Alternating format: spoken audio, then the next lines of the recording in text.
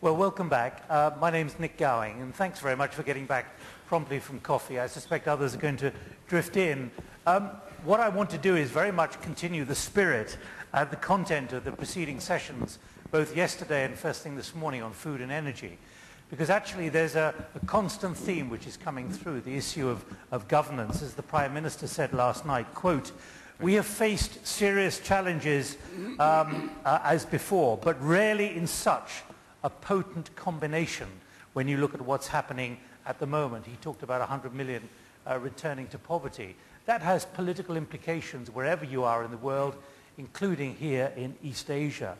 And without any apology, I want to slightly modify the content of this session as it's defined in the timetable that you have and the prospectus that you have with you, about governance and leadership and about the capacity to respond in a timely way to problems which in many ways are signaled well in advance, like food and energy, but which really weren't taken up by the political class in much of the world until it was too late.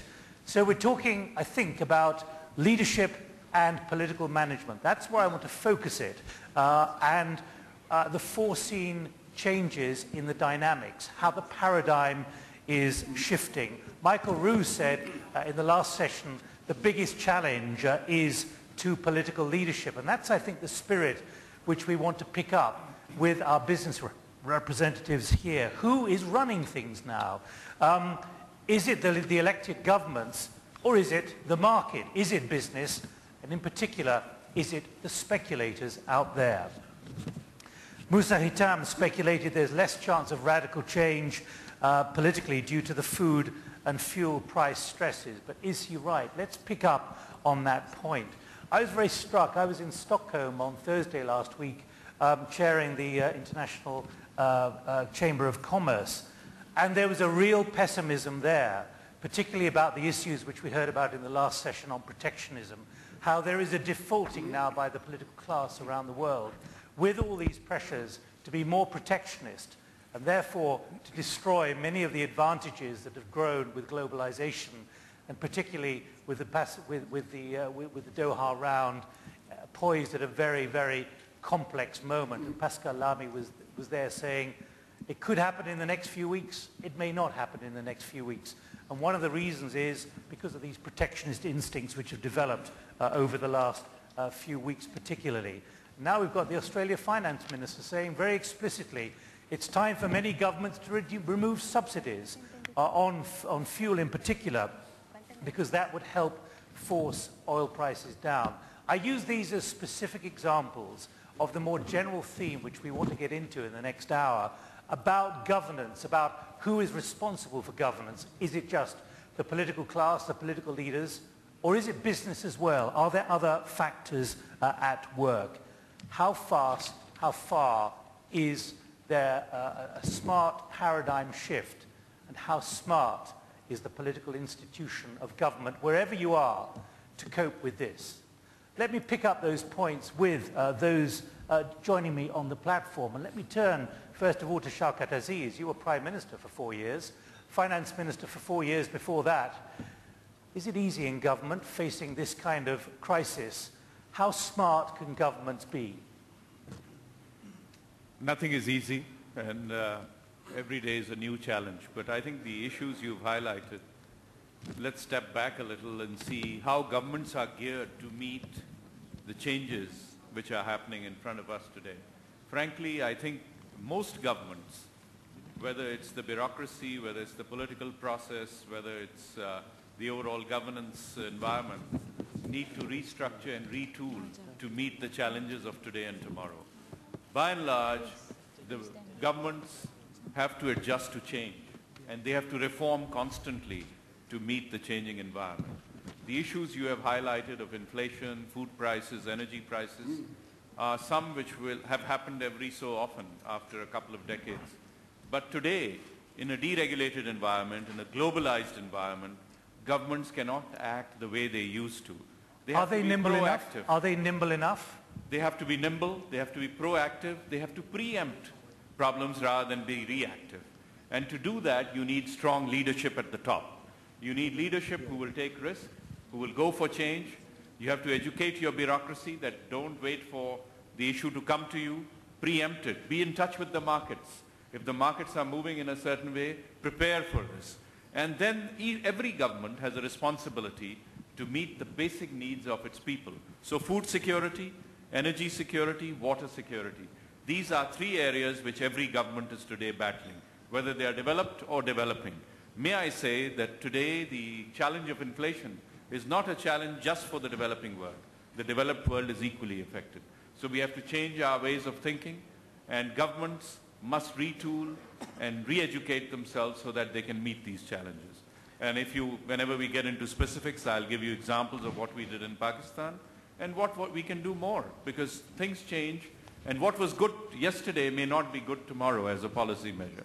If you were still sitting there as Prime Minister, I'd asked you the same question a year ago when you were still Prime Minister. Absolutely. Would you have been as frank about the problems of government as you are now out of government? Absolutely. In fact, you can go back 4 years. All my speeches are on the record. You can get them on internet.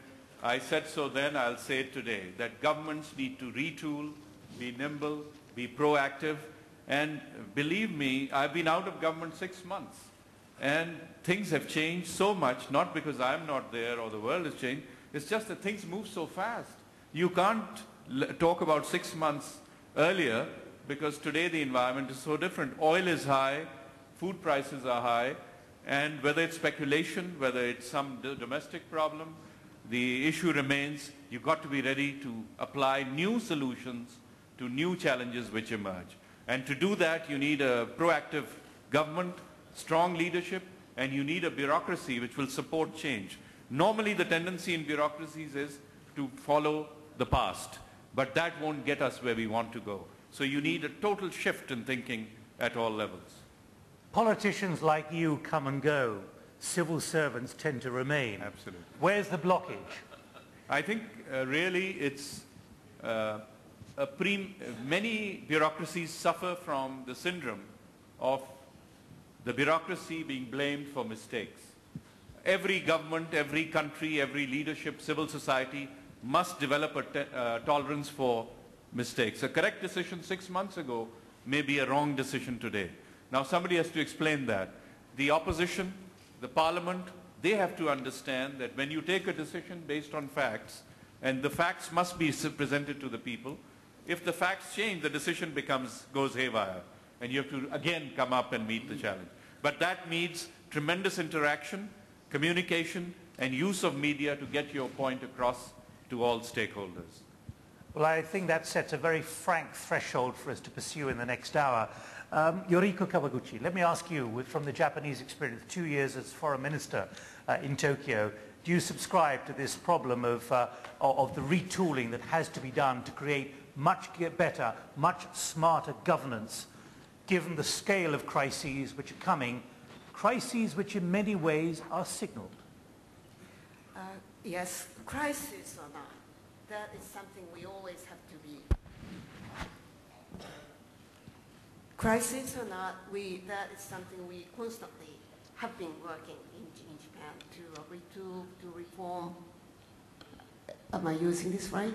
If you could speak a little closer to the microphone itself. Yeah, thank you. Don't pop it, but thank you.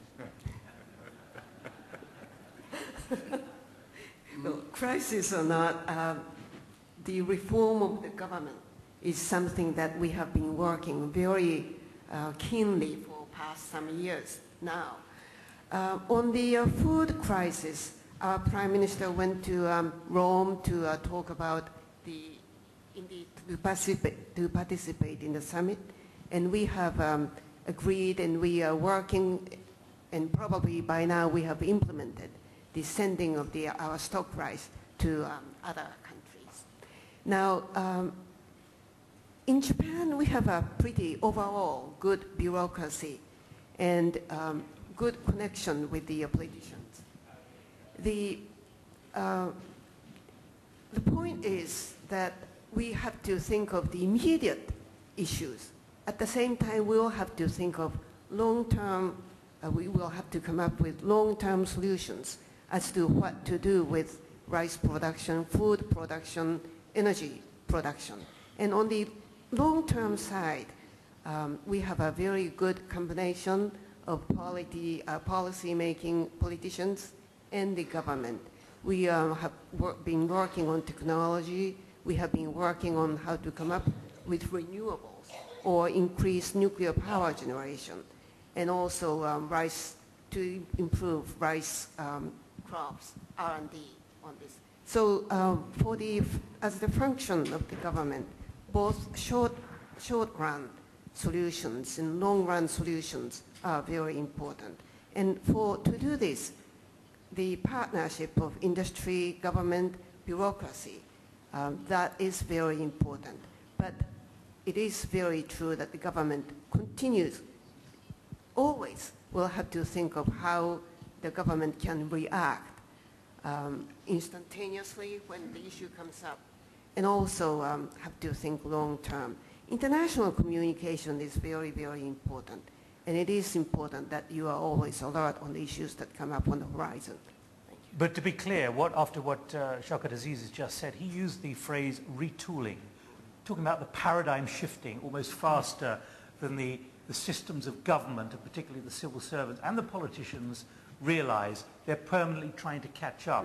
Would you concede that that's something which is now afflicting Japan as well? Well, that is something that that is very important, and we have been working on. We talk about lost 90s, and the reason, in my mind, the reason why that happened was that bureaucracy, which has been so successful in the past in bringing about economic growth to Japan, was not geared to the paradigm shift that was taking place. So we are aware of this. We have been changing the system, and we will continue to do this. Let's get to two views as well from business here. Let's go to Lam Di Don from Vietnam. You're Chief Executive Officer and co-founder of VinaCapital Group. You're involved in finance and investment. And as Li Hao pointed out, you were warning about much of what we're now seeing many months ago. It wasn't really on the agenda.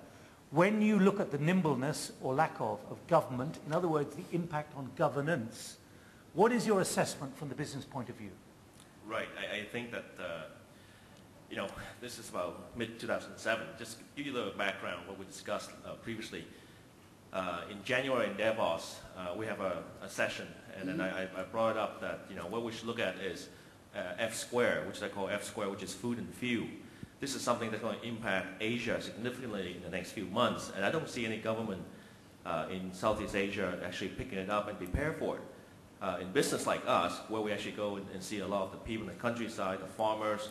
I remember that mid-last year I was in Cambodia, and I was speaking to some fishermen and the farmer, and the first thing they worry about is that every $1 in food fuel go up, in fuel going up, and then if food go up, it impacts them directly, and this is going to be a key critical concern. And I was really surprised that no one actually picked it up until very recently. So that's why we brought it up in January in Davos. So what I see is business, like people like us, who are more closer to what the reaction of the people, because it's our business to know, whereas the government tend to lead and telling people what to do. So I think there's also a lot need to be done in terms of some of the government need to listen more. And then maybe more closer to the people, and maybe there's more collaboration with the business side of things, because we're much, much closer to what's going on in the market. And then I think, especially in Southeast Asia, there's not enough of that in terms of collaboration between government and business to share some of this information that's coming across and the potential crisis that's coming through. How much is there a growing process underway, do you think? A growing process is much born of the shock of the inability to see what was coming, or at least to digest it into the system and then preempt as opposed to respond? That I think will take some time. Government will always be government. They will always be reacting, I think. Yeah, but you say some time, but there isn't time now for many political leaders, because the public are responding and protesting. Yes, and the problem now I see is that because we're globalizing, so things are moving at much, much quicker speed. It's so fast that the government cannot respond. So this is the government, by the time they respond, is sometimes too late. You have protests on the street. Inflation is impacting everywhere in Southeast Asia. And inflation is going to be the major thing that's coming up. And if the government is not being careful coming up with new solution. I'm just so concerned that government's always going back to the old tool, squeeze the credit out of the system, doing most of the macro side of the business, not looking at the supply side, and so on and so forth. So is the government reacting quickly enough to crisis that seem to be moving much, much quicker pace? And if they do not, what will happen to these governments in Southeast Asia and other places? Do you see an awareness of, again, what Shaukat Aziz calls the imperative of retooling and understanding the speed of this paradigm shift? Yes, I definitely see that. And I think not all government is taking that into account and put it as a priority. And again, it could be that the bureaucracy is there, it's very difficult to change, or some government just in there for such a short terms, 4 to 5 years with election and so on and so forth, whether they actually want to take, I would say, the challenge at the moment. Jamshyd, let's move on to India. You're now entering the political cycle before an election which has to happen by this time next year. It could happen in October, they say, if there happens to be a good monsoon which produces a much more favorable food supply. That's how brittle the political cycle is in India after 4 years of government. From your business perspective, and you see the enormous amounts that are being lost on subsidies for fuel by the fuel companies, for example, how do you see the biggest democracy in the world coping with this challenge to governance at the moment? Well, Nick, I think the main issue that is facing the government in India today is this whole issue of how to reduce subsidies. And subsidies have been across the board. It's not just food and fuel. There have been subsidies implicit in many other areas like housing, water, etc. And I think the biggest problem for India has been how to manage in a coalition government situation, whereas you know the central government actually consists of a large number of political parties from different parts of India all together in government, and especially because the Communist Party of India is a part of the government. So it does make it very, very difficult for the government actually to address this issue, because even though the communists are part of the government, in a sense they support the government, but out on the streets they are protesting every government decision. What we're talking about here, though, is governance. Governance, and what the impact is on good governance. We're trying to get to the root of delivering a governance dividend for Asia here. Yeah, I think the point that I'm getting at is that it's the institutions which are really delivering governance. So if you take the central bank, for instance, they do have a large amount of independence to manage inflation, as opposed to the type of government. So I was just giving the context of the way the government is working, but the institutions in India which have been set up over time are producing that. I mean, if you see today, the Securities and Exchange Board of India has come a long way in providing the type of transparency and corporate governance that you need for development, and also to manage issues of transparency and a level playing field between foreign investors and Indian investors. So I think you are seeing that the institutions are doing their job, but the government is very, very hamstrung. And as you rightly point out, that the fickleness of the whole political process will to a large extent depend on what happens in the monsoon and whether we do have election early or on time. Would you say actually there's an increasing disconnect between the realities of politics and the ability to produce good governance, given these problems? Yes, definitely. I mean, we are seeing that. We're getting a lot of nodding here. We are seeing that happening today. And I think it's interesting what Shaukat was saying and the others were saying also, that when you talk to the politicians, they always blame the bureaucrats. And when you talk to the bureaucrats, why aren't you doing what you know is correct to be doing? They say, we have, our hands are tied, we're not being allowed to do it. So this disconnect also is contributing to that.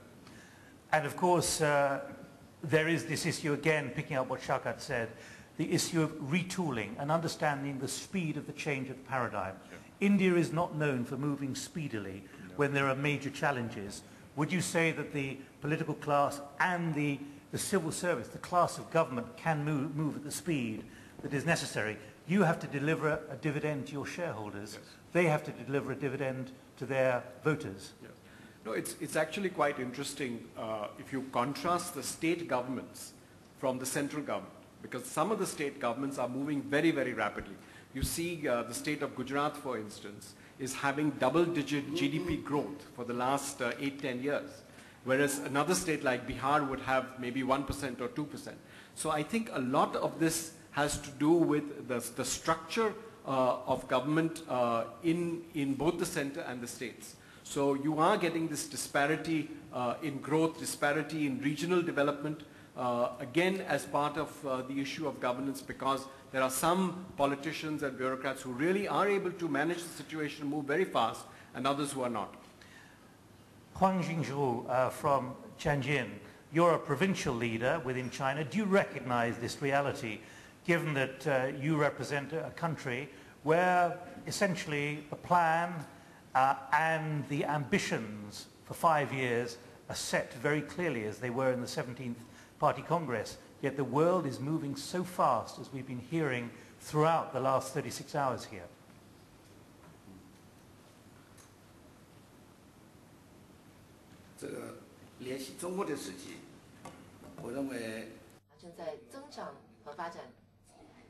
Well, China is a developing country, and as a leader, as a provincial leader from a developing country, I think there are 2 points that I want to emphasize. The first is that we must have a very strong leadership and to lead the people on the path of economic development. And the key for development is to achieve economic prosperity. For the past 30 years, a reform and opening up.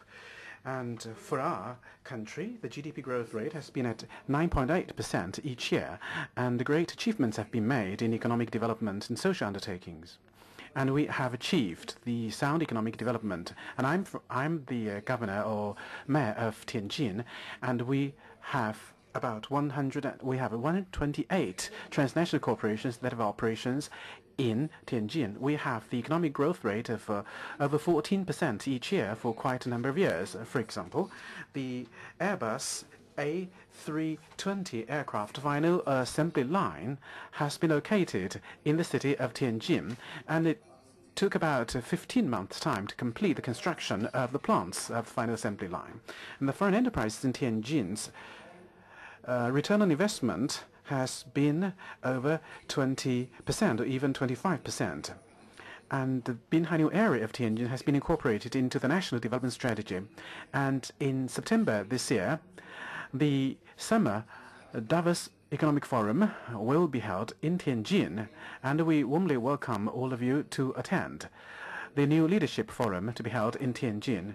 As a developing country, one of the most important things for the leadership is to create a very good environment for economic development. And secondly, a government must be a law-abiding government, serving wholeheartedly the people. We must improve the livelihood of the people. We must resolve the employment issue and medical care and education and so on and so forth. And we will make the ordinary people satisfied. And with that, we will get the support from the people. But again, picking up the spirit of the discussion so far, it is about the speed at which things are happening, the ability to react smartly.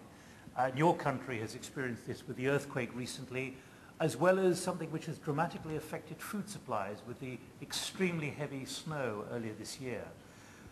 How would you say the governance within China is challenged, let me put it like that, challenged by this shifting paradigm that Shaukat Aziz has identified, this need to retool in a very dynamic political situation in this region?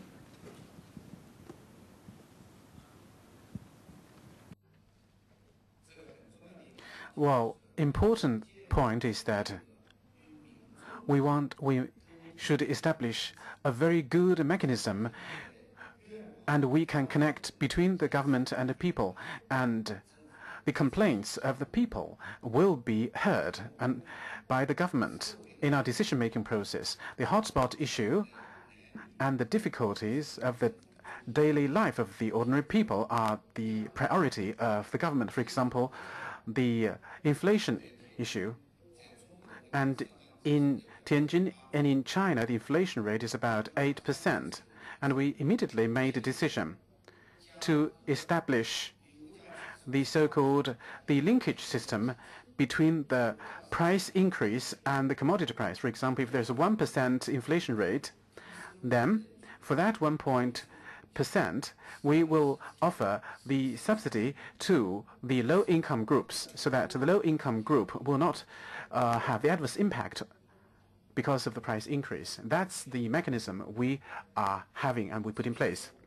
For example, and I want to give you another example.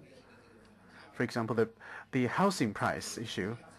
And over the past few years, in China's real estate index goes up rapidly, and we have a very good feedback system.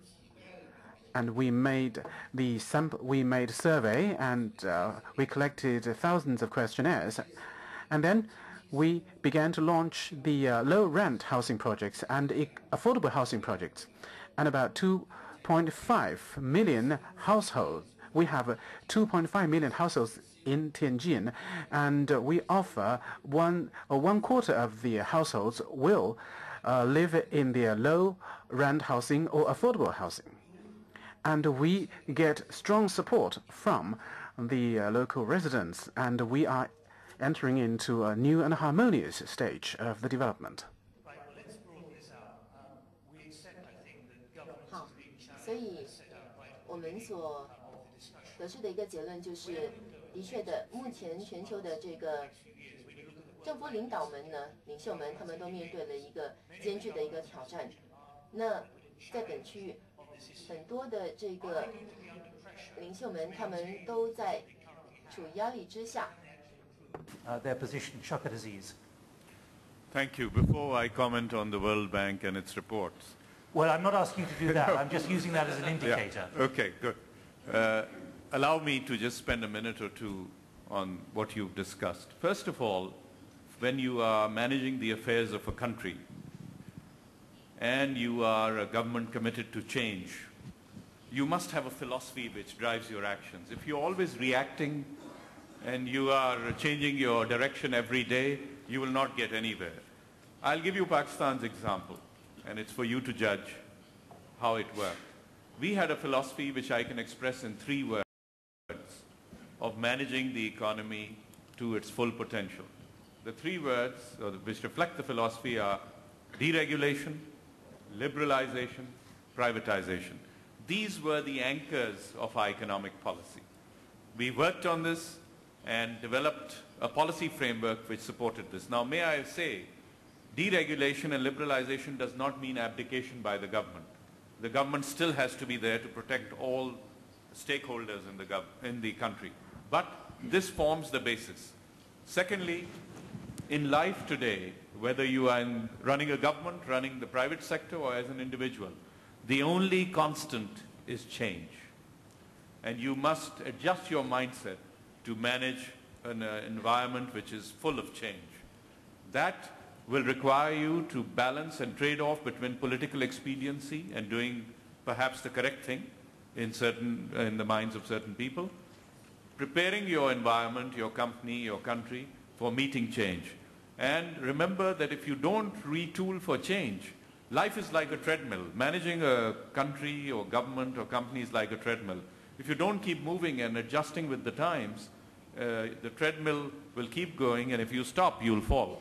So that is the philosophy we followed in Pakistan. We got 7.5% growth for 5 years non-stop as a result of this. That doesn't mean there were no challenges. There were challenges. Now today, in terms of governance and preparing, I think you have very aptly put it, how do we prepare a country to meet the challenges of change? And that comes through good governance. The fundamental tool used by governments to do this is reform. If you are initiating structural reform where you can take the right decisions, you will move ahead. You will get a lot of reform dividend. Many countries are benefiting from reform dividends.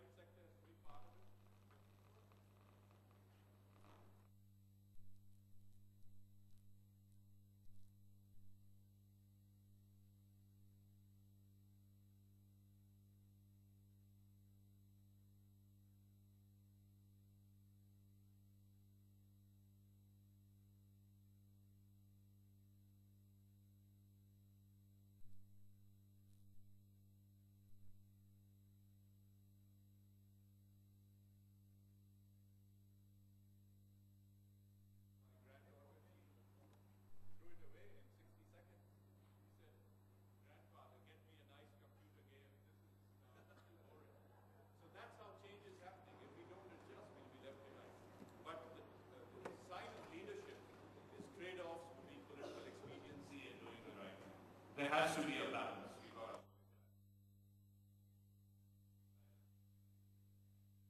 Philosophy will be different. Each country's political environment will be different. But that's what we have to do.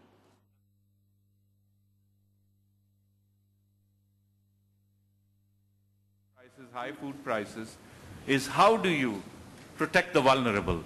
Subsidies should not be given to everybody, but for the weak, for the disempowered, for the people living below the poverty line, they must get subsidies. That is the role of any government.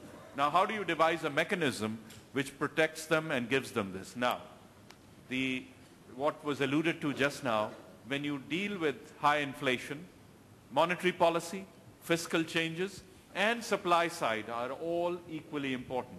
The IMF formula will not get you there. It is just one part of the whole equation. Supply side means you will clear any bottlenecks, you will make sure the remotest of parts of the country get adequate goods, so people, even if they have money, can buy them at a reasonable cost. And then you need fiscal measures. For example, eliminating import duties on food. Many countries have done that because they want to allow free flow of goods from everywhere. Now, had they done it before, this wouldn't have happened. But we do also live in a protectionist environment. Politically, sometimes you have to protect the rice farmers in Japan. They're very powerful, for example. And every country has the equivalent of rice farmers, paddy growers, because to get the votes, you have to wait for the monsoon, as you just said in India. You can't influence the weather, but you've got to use these opportunities to get political gain. So I would say governments which are following the trilateral approach, monetary policy, fiscal incentives, and supply-side initiatives will succeed in meeting, to some extent, the challenge of inflation. I think we should concede that use of the word governance, it's easy to use that single noun in this discussion, but there's still a lot of debate for the purists among you about what governance means. Even there's argument over the World Bank indicators as to what exactly governance means, but I think we understand the principle here. But I knew you'd talk about the excellent rate of growth in Pakistan under your leadership. The trouble is you had a wheat crisis, you had a fuel and energy crisis at the same time. But you were facing those issues. And when it comes down to the perception and image of a government's effectiveness, that is how a government is also judged. Absolutely. And that's where we're trying to get to in this discussion. True. Those vulnerable points and how that is managed in a crisis, whichever country you're coming from. Hence the need to be nimble, proactive, and preempt some of these things. Buy insurance. I'll give you one example on wheat. We keep a buffer stock, a couple of million tons, just in case there's some untoward need. Now, it costs a lot of money. You have to do a lot to keep that stock. But this is insurance to make sure that wheat is something, the staple diet of the people, you cannot compromise on. So we paid the cost, but we kept the buffer stock. Wherever there was shortage, we would immediately... But then you discovered much of it was disappearing out of the country for profit. That is also which correct. Affected your image. The problem we had was that the wheat price was 50% of the world price in Pakistan, half the cost. When the crisis occurred globally, suddenly these stocks started evaporating, and they were going across the border to neighboring countries where the price was the world price, which means double of what we had. We then adjusted, but obviously not without a cost and not without... But you'd accept that impacts on the image of your effectiveness as a government. Of course, and therefore the image of your governance. The last common denominator is the government. Everything affects on the government. Right. But you must move fast and correct. Right. Yoriko Kawaguchi, let me press you. Given that Japan is now the current G8 chair, and so much will be expected from the meeting in Hokkaido, signals of where good governance is, how good governance can be measured, what governments can do, not just in Asia, but beyond, of course, to all G8 members. What's your impression of the kind of leadership that Japan can offer, given that there are many who say that Japan has suffered and not moved forward, and not been as nimble as it should have been in its own backyard, nationally? G8 is 3 weeks away from now. There are many topics that will be taken up in the G8, food crisis, energy, and all, most importantly, environment, climate change. I think that is going to take up much of the time. And also Africa development, how to deal with poverty, contagious diseases, all the things that we have been talking about in the international community will be talked about in the G8. Now, the most important thing that will come out from the G8 is that the leaders, G8 leaders, will talk about privately, and they communicate very well, find out each other's problems, and try to cooperate together to come up with the solutions. And also on the back to the G8 meeting, there will be a meeting of another meeting, which will have countries like China, India, Korea, and other major developing countries. So altogether, there will be all the issues will be discussed in the G8, and Japan, for instance, taking the environment, for example, we have been leading the discussion by proposing what we call Cool Earth 50 last year, and also this year, January in Davos, Prime Minister Fukuda talked about the actual programs to implement these. And also in Japan, a week ago, Prime Minister Fukuda gave a speech in Japan to talk to the Japanese public, saying that it is important that each one acts.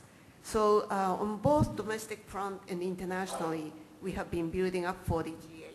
And we do hope that G8 leaders will come to some sort of an agreement at some level on the important issues that will move the international society forward. I think in addition, we have been talking about the importance of retooling the government so that the government is flexible. And at the same time, there are issues. Another problem that mainly the G8 countries face is that we know the issue. We know what to do. We are incapable of doing this because there are constraints. For instance, budget constraint that we have. So knowing the issue, and then also the need to work proactively, we also have to talk about another constraint, which is the difficulty on the ground. Let me broaden this out again to business, and if you'd like to join in the discussion, please get a microphone to you so we can save time, and let's hope it works. Lam Didon, when you hear this kind of response and explanation from the politicians, and you look at what governance, how governance is measured, it's measured on voice and accountability, on political stability and absence of violence, on government effectiveness, on regulatory quality, rule of law and control of corruption. How sharp are these challenges, and how urgent is the need to confront this as opposed to hoping it'll disappear round the back door somehow? I guess to answer that question, I guess it's depending on where you are and what country you're in at, and what sort of level of development you are at. Where I come from, I deal a lot in Indochina, which is Vietnam, Cambodia, and Laos mainly. And these are some of the key challenges that's affecting us all the time, these 5 things that you just mentioned. And some of the government that I come across are trying to fix this problem and going forward and trying to do so, but it's quite a challenge for them for many reasons, but mainly, especially the rule of law and corruption and so on and so forth. That's the biggest challenge.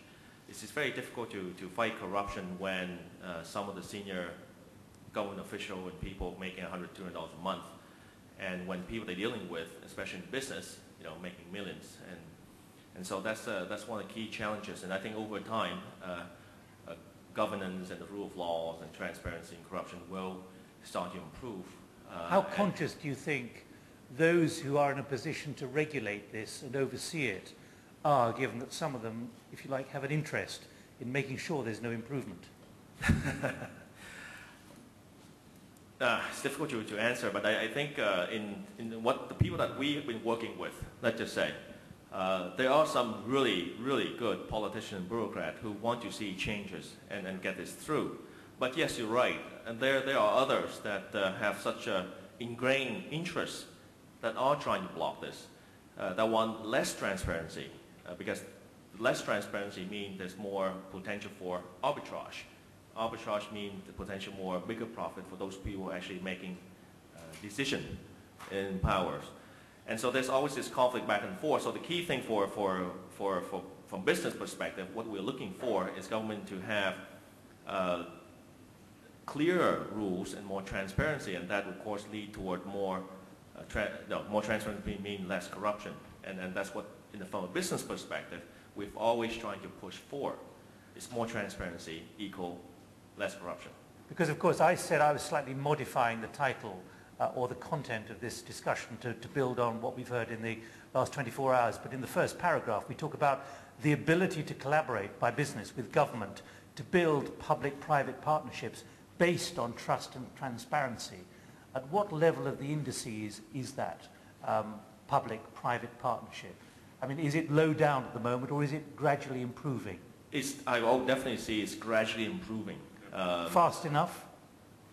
No, not fast enough, but it's slowly happening. And you can see that in many areas, firstly in Asia anyway, I see a lot more in infrastructures, because infrastructure has always been government sort of domain, but you see more and more of those. In other areas where the government is starting to let business carrying out industry where government is taking before, like some of the telecom or restricted industry before. So that improve transparency, improve governance, and therefore you would reduce corruption and so on and so forth. Jamshyd, the same questions to you about the level of trust and transparency if you're trying to build these public-private partnerships. In fact, it's quite interesting. Just before I came, there was a meeting of the real estate developers and the government in Bombay. You've been to Bombay, you know how chaotic it is, the building permissions there. And I think what happened was that it was a lack of transparency and a sort of negotiating position between developers and the government that resulted in the huge amount of chaos.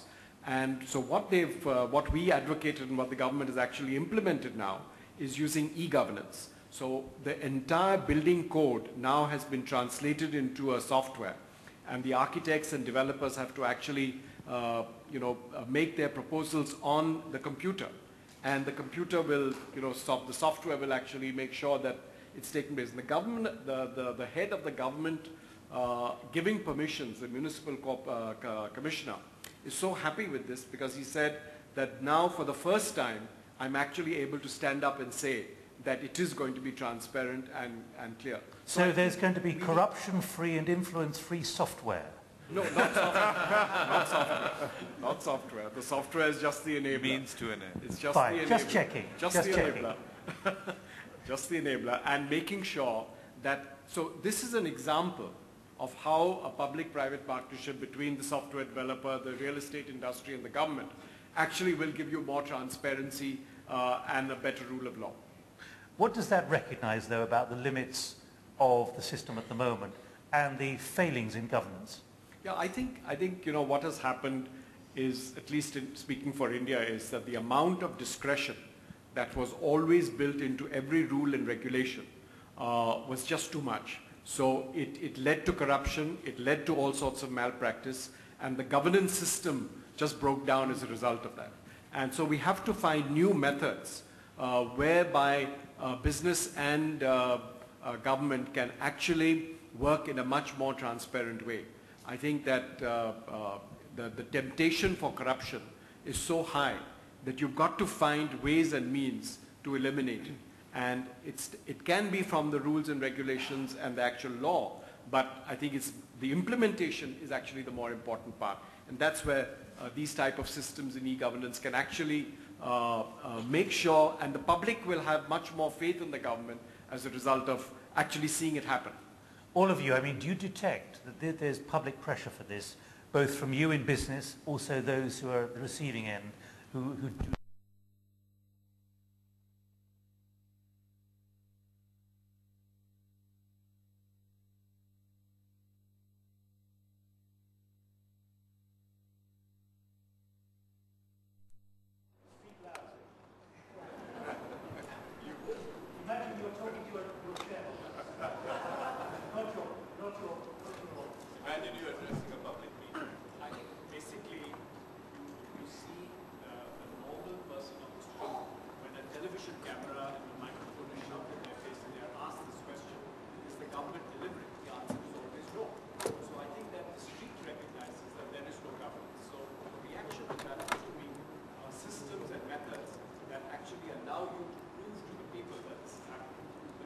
It takes time, there's no doubt about it. But I think if you can actually show it happening through systems like what I just described, you will see that confidence coming back. I think there is a lack of confidence, there's no doubt about it. And we have to, I think that this partnership that we're talking about between business and government is something that we have to work on bringing back that confidence in the local, the mass of the population that the government is actually doing something in their interest. Each country handles this differently. Shaukat, Aziz, view from Pakistan. Corruption is a universal problem, and we all have our ways of handling it. In my view, we obviously have to pay our people better, but that alone will not solve the corruption issue. The key to eliminating or minimizing corruption is transparency and reducing interaction between the regulator and the public. I'll give you one small, short example. Income tax, something which was terrifying the people of Pakistan, with the result that they didn't pay taxes, or if they paid, they had to pay many other people. What we did is something very simple, but the impact was far-reaching. In the old days, every part of the country had a tax czar, a tax official who would decide what your tax is and approve your tax return. We did something very simple. We eliminated all this, and tax returns were now sent by mail, and a computer evaluated them and picked 10% for audit. The rest, the tax file was closed. When I proposed this, I was then finance minister, I got resistance from 3 different stakeholders. First, the tax department, understandable. They said, this will reduce the tax collection, you will have no income, you will have a big disaster. Secondly, the tax advisors, they objected, they lobbied, they said this is a bad policy because it will create all sorts of problems. And thirdly, and to my shock and horror, it was the taxpayers. They said, we've invested so much in this tax czar over the years, now you are telling us a computer will decide what we have to pay and what we don't have to. But we persevered. And believe me, today the tax collection has doubled, more than doubled. The system works. Even now in audits there are some problems, but by and large 90% of the people, when they give their tax return, get a receipt, that is their tax clearance. So no more hassle, no more, with the result that we have doubled the tax collection in 5 or 6 years, and we have reformed to an extent that now nobody wants to work in the tax department. They all want transfers out. What's the Vietnamese experience, given, I mean, you're developing extremely fast with all the stresses and strains, but again, this issue of judgment of governance of your leaders, whichever party's in power? Yes, I think, well, we are growing very fast, and I think the government have done a lot of positive things. And what more do they need to do? Well, one of the things they did was, of course, the WTO entry, which then will implement more rules, clear, more transparency. But the key thing they need to do, really, what in my mind, to start is start from the grassroots level. What I mean by that is a small corruption that's really upset the people the most, i.e. a traffic police officer who stopped you and then take $2 from you. That really irritates you the most. Or a tax official who would give you a lot of problems unless you give him $5. So to resolve this issue, I know there's once in a while in China and other places, we'll do a big corruption case and make an example of that. But I think so far that doesn't work. Is that therefore, you know, the $2 traffic fine, fake traffic fine, is that emblematic for the average person of whether governance is getting better if that's solved? Absolutely, because it hit them directly. And this is why, to resolve corruption, you got to start at the grassroots level. It's the bottom. It's just where you need to resolve one at a time, but really clear the bottom part and then start to move up. Whereas a lot of the government in Southeast Asia, or in Asia, or in the US, anywhere else, is starting from really from the top. But it's really got to go from grassroots. Just like what I use the example of New York. You know how New York in the 70s, a lot of crime. And how they started with the smaller stuff, make sure the window is not broken, the graffiti is all gone, and clean up the street, and then slowly the crime reduced. It's not a big campaign, but it's grassroots level, and you need to start from that base. It's the lowest base possible. All right, we're looking for how that governance dividend can come. Madam Kawaguchi. Yes, I just wanted to mention about the use of ICT on making it the relationship transparent. This is the case in Korea. And I hope that someone from Korea in this room can help me. About 10 years ago, I heard that there is a software system in Seoul, and the system is called Open. And each applicant of some sort of a permission to the city government of Seoul can, of course, he or she applies. And then there is this system called Open, which tells you at what date you filed your permission, your application. And then at which date that application went to someone's office, the name of the person. And the reason for denying application or the reason for approving the application is given on the software, which is, as transparent as can be. Shall I see if there's anyone like from that, Korea who can... Yes, can and anyone that was help us about on? 10 years ago. 10 years ago, that's an age. No, I don't think we can add any more from the audience. But I thought that is a very, very good way of making things transparent. All right, good. Right, I can see several voices. You may need to have a loud voice to intervene here. Professor Mahbubani first, and then behind you. Kishore Mahbubani, Dean of the Lee Kuan Yew School of Public Policy, which has an interest in governance. Essentially, the question we are asking here is, how do we measure governance in Asia? When you measure, you have to have gold standards. So a very simple question I want to ask the panelists. Today, as you look around in the world, which country do you go to look for gold standards of governance? Because the reason I ask the question is that it's no longer America. After the subprime crisis, the budget deficits, Hurricane Katrina, we get so many examples of bad governance there. So where do you go to find the gold standard for good governance today? By the way, I see Singapore at the top of the government effectiveness list here. You didn't make a declaration of interest, Kishore. Well, we leave out Singapore then. You can't, it's at the top of the list here. Please. Well, from Vietnam, I think a lot of the business people anyway really admire. I have to say Vietnam's close to the bottom here. A lot of the business people have been very admirer of Singapore. And I think you ask a lot of the business leaders in Vietnam, they would say Singapore. Shaukat? I think this is a question which doesn't have a clear answer. When you're an armchair critic, by the way, I have the highest respect for Singapore. I'm going there and speaking at the Lee Kuan Yew Institute this week. Yeah. We don't want this to be too incestuous. No, okay. no.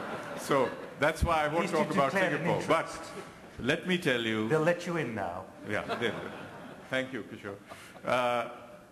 Being an armchair critic is easy. Getting into the driver's seat is a totally different experience. I've been through it, so I know. Every country's situation is different. The standards which may be gold standard in country A may totally be not workable in country B. The solution is, it's for the people of that country, the stakeholders, civil society to judge. Transparency, clean, neat leadership at the top, clear policies, all this will give you, in any country, the results you need. And yes, countries are rated, they have pluses and minuses, but the situations are so different. For example, if you have a literate population, developed country, the policy paradigm and governance requirements are very different. If you have an illiterate population, you have people who don't have telephones, no communication, no access. The basic challenge is how do you get to them? Whereas in another country, you just press a button and the whole country knows. So each situation is different. And the sign of good leadership is to look at the local requirements, the local nuances, the local situation, and design the best system which will get you where you want to go. Mayor Huang, Madam Kawaguchi or Yes. Jamshyd, Okay. do you have a view? Yes, I agree with the Prime Minister that there is no one solution or no one criterion. But there are key words, accountability, transparency, democratic decision-making process, participation of all, democratic election, and probably amount of information there are enough amount of information. Mayor Huang, do you want to offer a view of the best governance or the model to aspire to?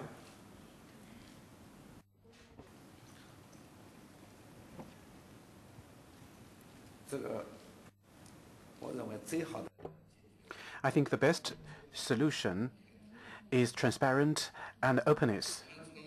And the central government has promulgated a circular that is the availability of open information. And Tianjin municipal government also launched a project which is called the Sunshine Project. And we have an office building which is about 10,000 square meters in floor space, and about 900 approval functions are placed in that office building. And each link of the approval procedure is made public on the internet. And when the procedure is going to a certain extent and it is known to the platform of information sharing, and the result of the approval is also publicized. And there are two goals. One is the purpose for efficiency, and in the past it took 1 month to go through the procedure, but now it only takes 1 day to complete all the procedures. And the second is the transparency. And if there is any delay in the procedure or matters, and we can really know that, and this is very important to improve the efficiency, and that's transparent and openness. That's the key for the good governance. 2 years ago, the government of India implemented a Right to Information Act. It was the first time that normal, ordinary citizens could ask for information on government decisions and bureaucratic decisions. And this has actually transformed the way that governance is actually taking place. For a long time, many bureaucrats tried to stall this legislation because they didn't want transparency, but now it's law. Except for the President of India, and I think the Prime Minister's office, every other office has to comply with this legislation. I think this one thing has really made a huge difference in the way that people are now looking at government decisions. And the model to aspire to? And so the model to aspire to, I think, is that, you see, it's a matter of confidence between the citizen and the government. And these are the type of, you need mechanisms. So the mechanisms will get you there. I mean, just by saying that you have democracy doesn't get you there. So it's I think, I don't know what exactly the mechanisms are in Singapore that they have got this ranking, but I think we need good practice from around the world to actually implement that in a way that people, at the end of the day, if they have to vote, they can say, yes, my government is transparent and open. This is the World Bank Institute, by the way. Before you have the microphone, just swing it forward, because Kishore, do you have an answer to your own question? No, actually, my honest answer to the question is that we have gone away from the world where we had very easy gold standards to a much more complex world. And this is where I, in a sense, agree with what also Shaukat and others have said, where it is amazing that it is Asian countries that are pushing for the kind of transparency, the Freedom of Information Act, the approval process in Tianjin. It's amazing that Asians are doing it. So there is a process of shifting of gold standards, which I think we should pay attention to. All right, pass the microphone back, and thanks for your patience. Thank you, the presenter. I'm a journalist from Tianjin Binhai News Radio, and I have a question to Mayor Huang. 我是来自天津滨海广播的记者，有一个问题要问。And I'm a journalist. My question is, I as a municipal government, how to strengthen the function of service as well to improve the efficiency of reaction to the new challenges in the context of globalization. 我想问黄市长的问题是在国际化的背景之下。And I want to ask Mayor Huang a question. And against the economic globalization, how can a local government improve the efficiency of the government? And how can the government meet the challenges of the crisis? And in terms of the speed of the response, would you please make some comments? Thank you. And we have established a mechanism for the emergency response, and that is geared to resolving the emergency or crisis. And secondly, we have also established a very good mechanism for communication between foreign-funded enterprises and the government. And in a very much timely manner, we can learn about the requirement and demand of the foreign-funded enterprises, and we can help them to resolve their difficulties, and we also can offer speedy solutions. Therefore, the Tianjin foreign-funded enterprises are very much satisfied with the work of the government, and therefore the Summer Davos Forum will be held in Tianjin from the 25th to the 27th of September this year, and there will be 1,500 high-caliber people going to Tianjin, and we really want to showcase Tianjin very well, and also the Binhai area of Tianjin. We will also present 3 gifts to the participants of that forum. That is, first, Beijing to Tianjin intercity passenger railway will be open to traffic. The velocity of the railway is 350 kilometers per hour. It's only 30 minutes traveling time from Beijing to Tianjin, 30 minutes. And A320 aircraft final assembly line will launch its inauguration ceremony. That's the second gift. The third gift to the Davos Forum is the Sino-Singaporean Eco-City project. This is the project of the cooperative endeavor between China and Singapore, and we will also have the foundation laying ceremony during the Davos Economic Forum in Tianjin. And I think you know that Tianjin is a highly open up city to the outside world. John Burton from the Financial Times. I want to follow up Kishore's question. Do you think that a liberal democracy or an authoritarian or semi-authoritarian country, which some have criticized Singapore as being, is better in responding to the issue of good governance, or do you think the type of political system really matters? Who's the question to? Would you like to address that to Kishore?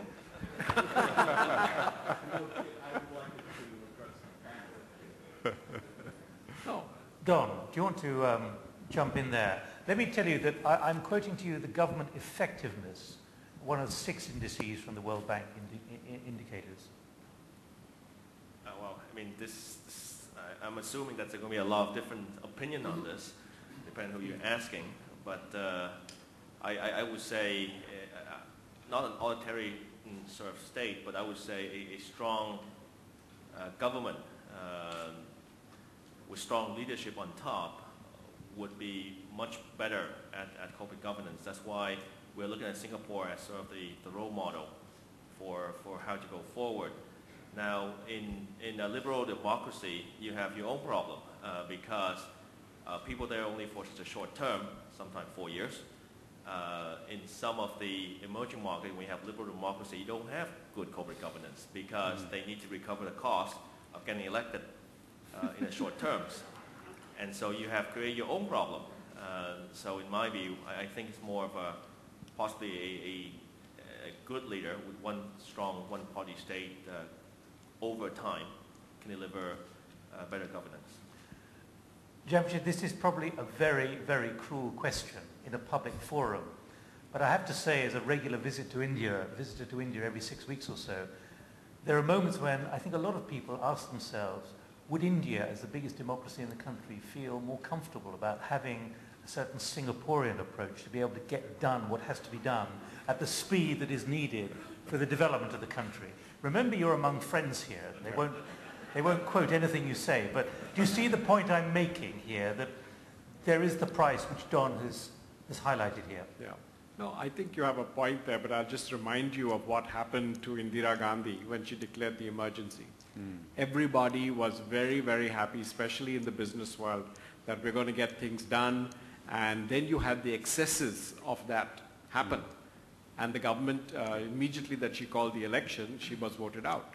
So I think that as long as, irrespective of the type of government, whether it's a democracy or whatever you want to call it, a directed democracy or anything else, as long as people see that they are getting governance in an open and transparent way, which for the moment in India, people do not believe that they are. And that is why every time there's an election, the normal thing that people say is that, there's been 4 years of fatigue in this government. They promise things which they haven't delivered, so they're going to be voted out and somebody else will come in. So it is a problem. I think that we look at envy with China's development, especially its infrastructure. But at the same time, personally speaking, I think that we have to work with our government. So I don't think it's a lack, it's not a problem of democracy. I think it's a problem of governance more than the system of governance. Jamshyd, should I make clear to the Financial Times, this is not you calling for state of emergency in India? Shaukat, Aziz. Well, I think the answer to the question is very obvious, and it isn't, which is that at the end of the day, you need a combination of things. Strong leadership, transparent, competent, the voice of the people reflected in the functioning of the government through local, regional and national level politics and democracy, and awareness in the population of the value of democracy, meaning making them aware that their vote counts, they should participate and vote for the right people. How do you define democracy? Democracy is a government which is run and elected by the people. So that is what each country's situation is different. The mistake we make very often, we apply one standard across the board. In a developed country, in an educated country, in a growing country, in a very primitive country, and wisdom and leadership requires that you adapt and adopt to that environment's best objectives and purpose. But it does not mean the will of the people should be compromised. And I think that combination can be worked out, tailor-made for each solution, for each country. So to say that we take solution X or approach Y may not work. Very often when we get visitors from outside the country, they apply their standard and they start comparing. Wrong approach. You must first understand the local scene, the quality of the leadership, the level of integrity and transparency in governance, the level of education, the level of political awareness, and then you craft a system which will work in that environment. That's the complex approach. The simplistic approach is, this is what the principle is, you follow and we will get all the same results. You may not get those results. That's two sessions which we need to have about democracy. Sadly, let's stop it at that point, because one more question, please. My name is Yoriko. I'm a graduate professor at the ICS. My question is related to the role of business sector.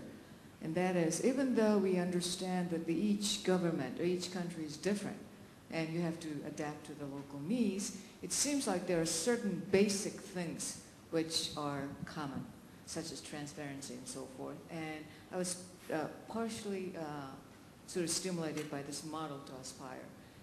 And the companies operate in different countries. So if they can play the role of sort of demanding certain type of transparencies in different countries, or sort of not necessarily, but introduce best practices or the models to aspire for the country that you operate, would that be possible to move the government along? And I think because after all, the companies can move out of the country, whereas the countries have to stay there. All right. We're almost running out of time, but Don, the issue of business being on the front foot, and if you like, being aggressive on this issue to force governments to realize the price of not moving in this direction, as we just heard, of shifting from country to country. I think that's an excellent point, because business do have a role to play.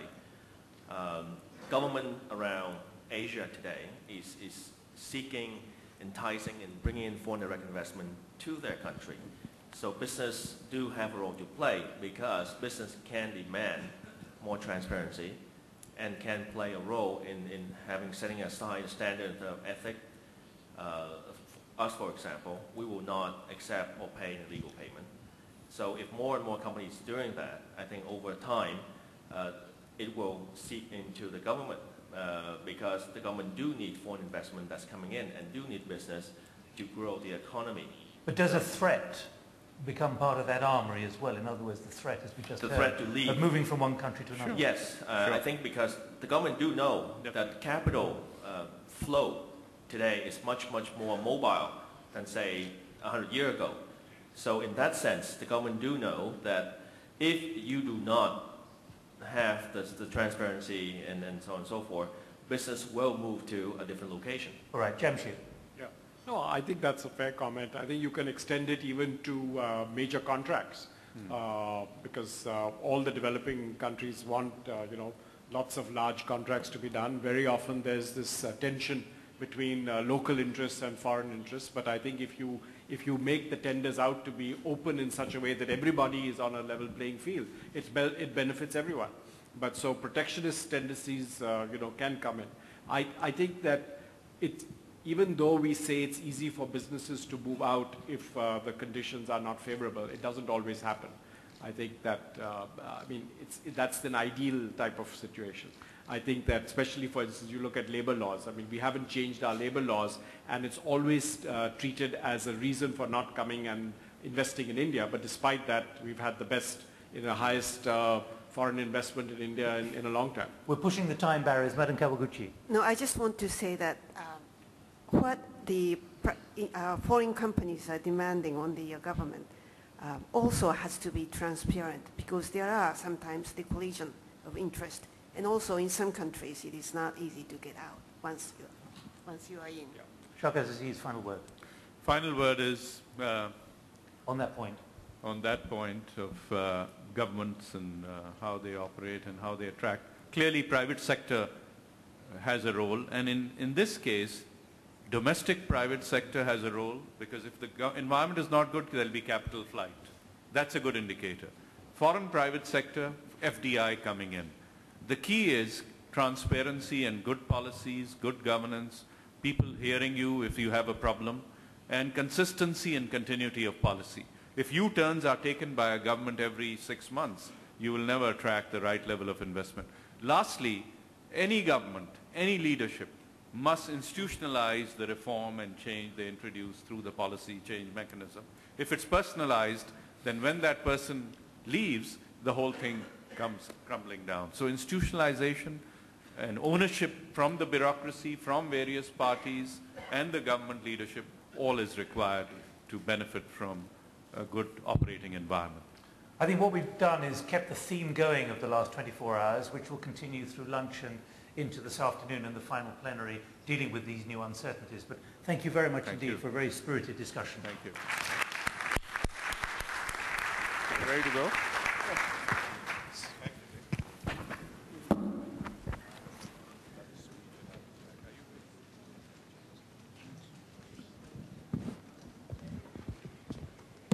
Please. Ladies and gentlemen, the Prime Minister Fukuda of Japan's special address will be broadcasted not here, but the interactive lines following from now. So please proceed for the interactive lunch of Japan. Thank you.